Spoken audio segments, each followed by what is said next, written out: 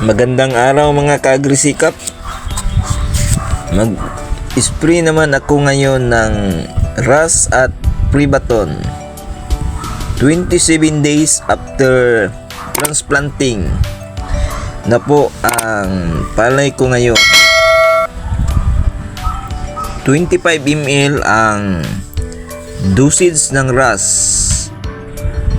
Ang mga insektong kayang puksain nito ay stem borer at leaf folder, green hoppers at black bug.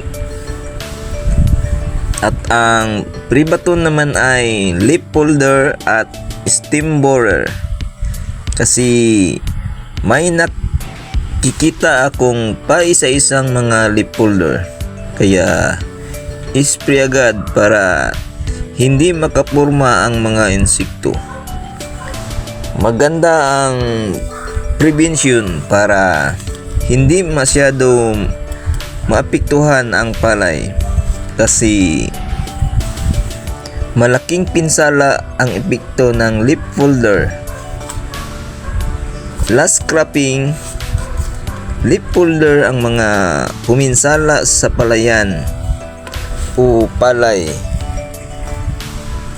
Tingin ko kahit saan leaf folder ang dumagsang insekto last cropping kasi dito sa aming probinsya halos naubos ng pumuti ang dahon ng palay.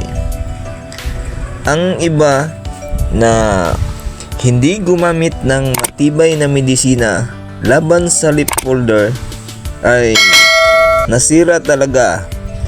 Manipis na ang nakalabas na bunga.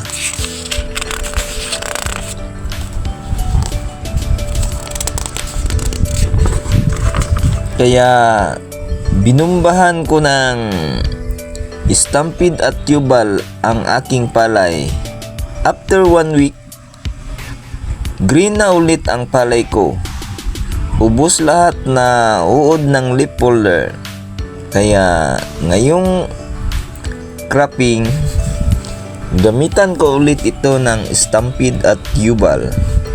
Next spray, ang gamitin ko na medisina ay Stampede para flawless na ang mga dahon ng palay panahon ng paglilihi. Magaganda at malulusog ang uhay ng palay kapag lalabas na. At panahon ng paglilihi, gamitan ko po ito ng Ortibatap, isang uri ng fungicide. Gusto ko talagang subukan ang fungicide na ito kung maganda ba talaga ang epekto. Kasi sa mga nakagamit nito, marami or maganda ang kanilang ani. Kaya subukan ko ngayong cropping. Tapos na akong mag-spray mga ka-agrisikap.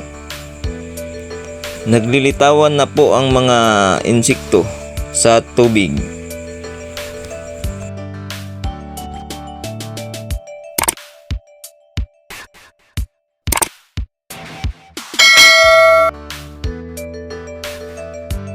Hanggang dito na lang muna mga ka-agrisikap. Salamat mga ka-agrisikap sa panonood at pagsubaybay. Hanggang sa muli. Bye-bye.